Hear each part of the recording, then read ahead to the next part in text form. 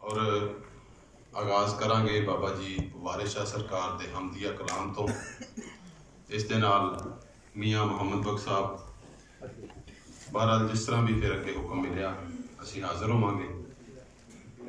साडे नाल बांसरी ते संगत करनगे नारोवाल तो साडे वीर तशरीफ लियाए हुए उस्ताद अमजद अली खां।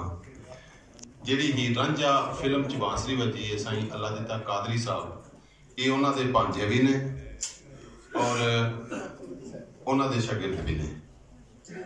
सिर्फ पाकिस्तान ही नहीं पाकिस्तान तो बाहर जाके भी इन्होंने परफॉर्मेंस दी है और अपने फन का लोहा बनवाया है।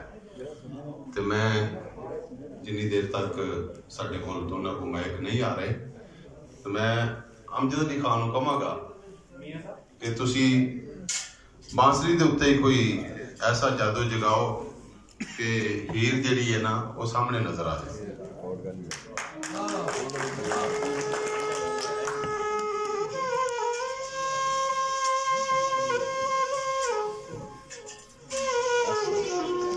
हीर नजर आ जाए मैं क्या मैंने तो रांझा नजर आ